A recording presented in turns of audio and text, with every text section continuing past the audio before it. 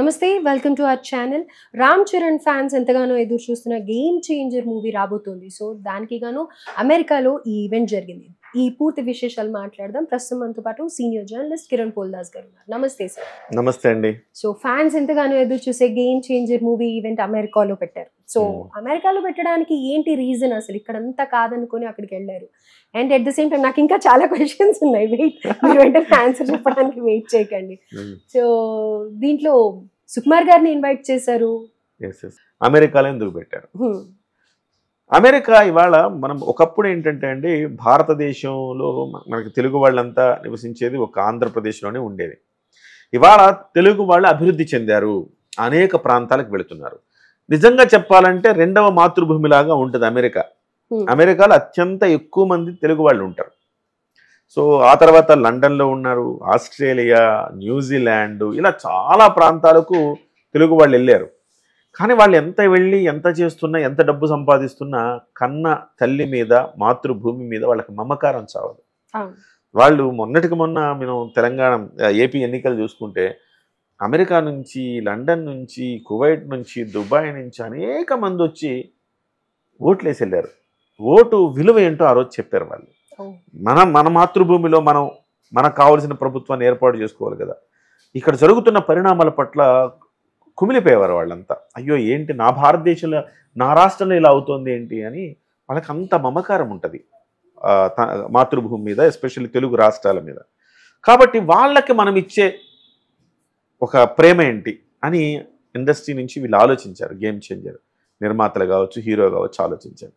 Yes, మనము ఓవర్సీస్లో డల్లాస్లో మనం నిర్వహిస్తే ఎలా ఉంటుంది అనుకున్నారు. ఆ రకంగా ఆలోచన పుట్టింది. ఇప్పుడు పాన్ ఇండియా లెవెల్లో సినిమాలు ఆడుతున్నాయి. ఇప్పుడు తెలుగు తర్వాత మంచి మార్కెట్ ఉందంటే ఇప్పుడు మన భారతదేశం, ఇప్పుడు ఈ మధ్యకాలంలో హిందీ కూడా మంచి మార్కెట్ అవుతుంది తెలుగు సినిమాలకి. హిందీలో మార్కెట్ అవుతుంది. తెలుగు, హిందీ తర్వాత ఏదైనా పెద్ద మార్కెట్ ఉందంటే అది ఓవర్సీసే, అమెరికానే. సో అమెరికాలో మనం పెడితే ఎలా ఉంటుందని ఆలోచించి, ఎస్, ఒకటి వాళ్ళ ప్రేమకు తిరిగి ప్రేమనివ్వటం, వాళ్ళ దగ్గర ప్రీ రిలీజ్ ఈవెంట్ చేయటం.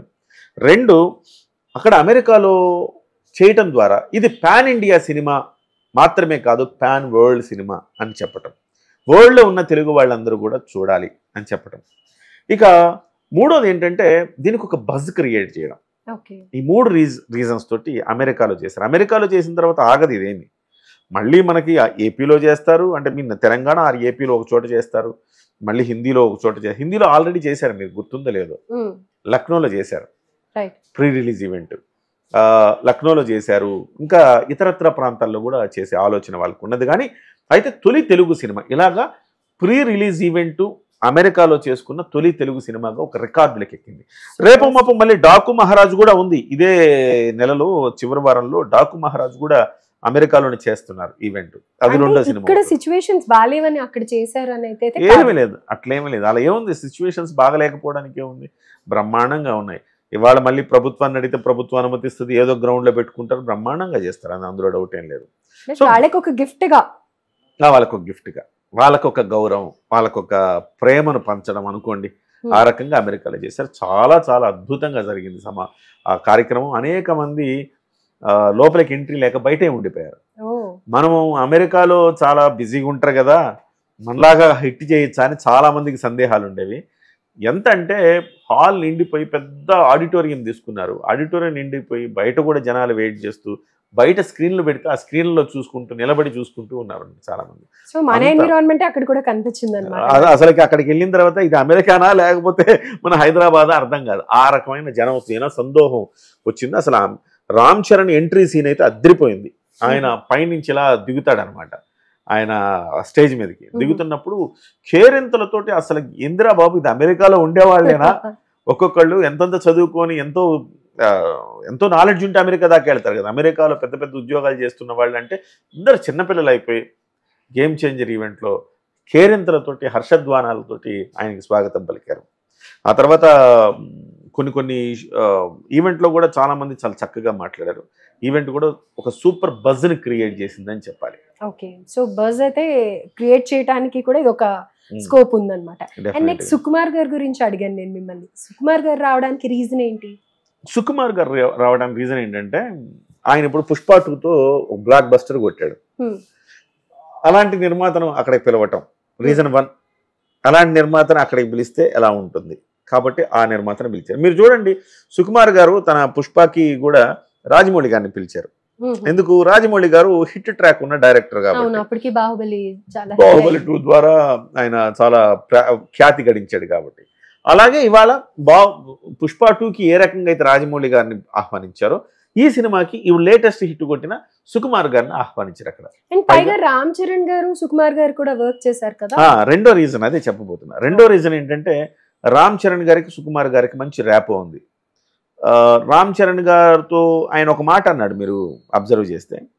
రామ్ చరణ్ గారితో నేను ఏ సినిమా చేస్తే ఆ సినిమా వరకు ఆ హీరోతోనూ వాళ్ళతోనూ ఆ క్రూతో మాట్లాడుతుంటే తర్వాత నేను టచ్లో ఉండను, నెక్స్ట్ ప్రాజెక్ట్కి వెళ్ళిపోతాను, ఆ ధ్యాసలో ఉంటా.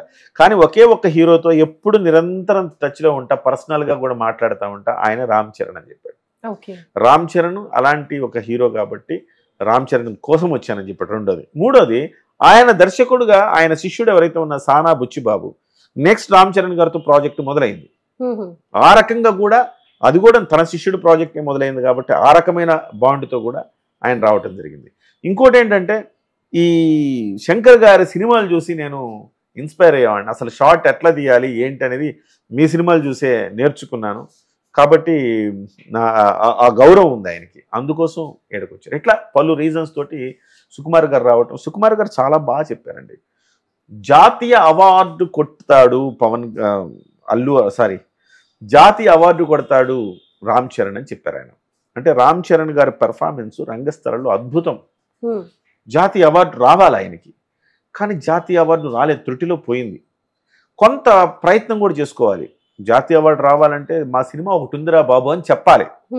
ఊరికే ఏదో అప్లై చేసి వదిలేస్తే అవ్వదు, ప్రతి ఒక్కరు చేస్తారు ఆ పని. సో దాంట్లో వెనకబడి పోయిందనమాట.